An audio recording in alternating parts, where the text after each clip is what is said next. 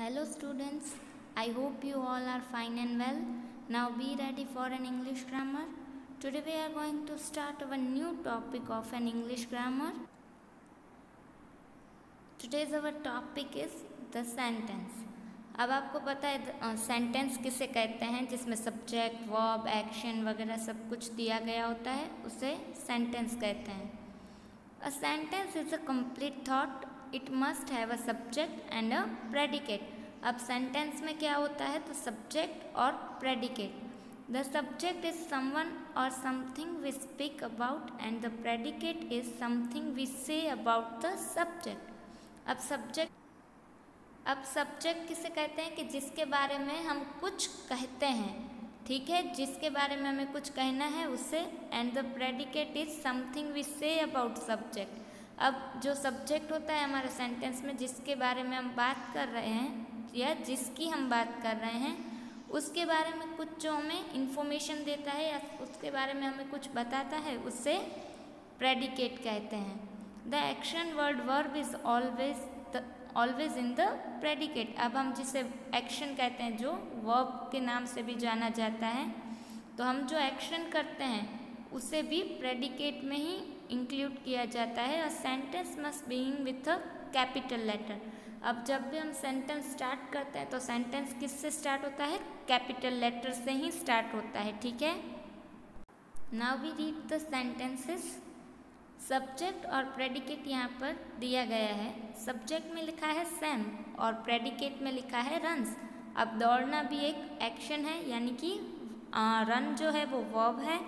तो सैम क्या कर रहा है, दौड़ रहा है. तो सैम हमारा सब्जेक्ट है और उसके बारे में हमें इंफॉर्मेशन कौन देता है, प्रेडिकेट. तो सैम रन्स. फिर second one is birds fly over the trees. अब जो बर्ड्स है वो हमारा सब्जेक्ट है और वो क्या कर रहे हैं, फ्लाई ओवर द ट्रीज, यानी कि वो उड़ रहे हैं. तो फ्लाई हमारा वर्ब हुआ, तो वो भी आएगा प्रेडिकेट में. सब्जेक्ट क्या है, बर्ड, और बाकी का जो रिमेनिंग सेंटेंस होता है वो प्रेडिकेट का आ जाता है, ठीक है. The baby is crying. अब तो हमारा सब्जेक्ट क्या हुआ, बेबी, और वो क्या कर रहा है, रो रहा है. तो रोना क्या हुआ, गया प्रेडिकेट, ठीक है. सब्जेक्ट अगर हम निकाल दें सेंटेंस में से, तो जो remaining part of the sentence होता है वो हमारा प्रेडिकेट होता है, ठीक है. And the last one is this lazy man do not work. अभी क्या यहाँ पर सब्जेक्ट क्या है, दिस लेजी मैन, और वो काम नहीं कर रहे, तो वो क्या हो गया, predicate. We see from the above sentences that the subject can be one or more words and the predicate also can be one or more words.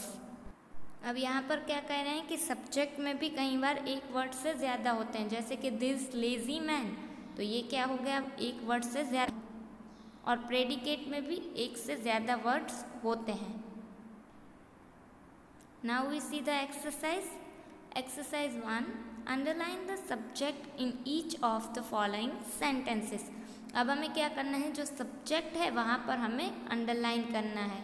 जैसे कि फर्स्ट है the school bell is ringing. अब ring क्या कर रहा है, school bell, तो school bell हमारा सब्जेक्ट हुआ, और जो वो एक्शन कर रहा है रिंग करने की, तो वो हमारा वर्ब हुआ. और आफ्टर द सब्जेक्ट जो भी आता है वो हमारा प्रेडिकेट होता है, ठीक है. Second one is that little boy can not swim. अब हमारा सब्जेक्ट होगा दैट लिटिल बॉय, और वो क्या नहीं कर रहा है, स्विम नहीं कर रहा है. तो द लिटिल बॉय हमारा सब्जेक्ट है और the remaining part of the sentence is our predicate. Third one is we did not sing. अब यहाँ पर वी यानी कि हम, तो हम हमारा सब्जेक्ट है, डिड नॉट सिंग ये हमारा प्रेडिकेट है. Fourth one is the horse was galloping. तो ये क्या हो गया, द हॉर्स हमारा सब्जेक्ट है and the remaining part of the sentence is predicate. Fifth one is the sun is rising. तो अब द सन क्या हो गया, हमारा सब्जेक्ट, और वो राइज कर रहा है, तो ये हमारा वर्ब, और जो एक्शन है वो हमारा प्रेडिकेट होगा. Sixth one is dumb persons. अब यहाँ पर डम्ब पर्सन्स है, वो हमारा सब्जेक्ट है और वो बात नहीं कर रहे हैं, यानी कि कैन नॉट टॉक. तो कैन नॉट टॉक, तो ये क्या हो गया, हमारा predicate. Seventh one is the bus stop.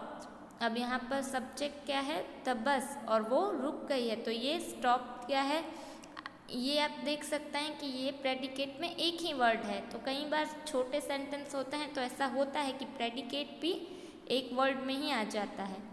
8th one is frogs are croaking. तो फ्रॉग्स क्या हुआ, हमारा सब्जेक्ट, एंड वो क्रॉकिंग कर रहे हैं, तो ये क्या हो गया, हमारा predicate.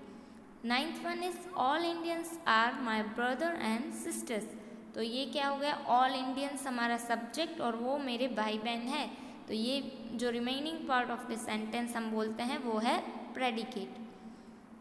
10th one is trees gives us fruits and flowers. आपको भी पता है जो ट्रीज होते हैं वो हमें फ्रूट एंड फ्लावर्स देते हैं, तो ट्रीज हमारा सब्जेक्ट होगा और give us fruits and flowers ये क्या है, हमारा प्रेडिकेट।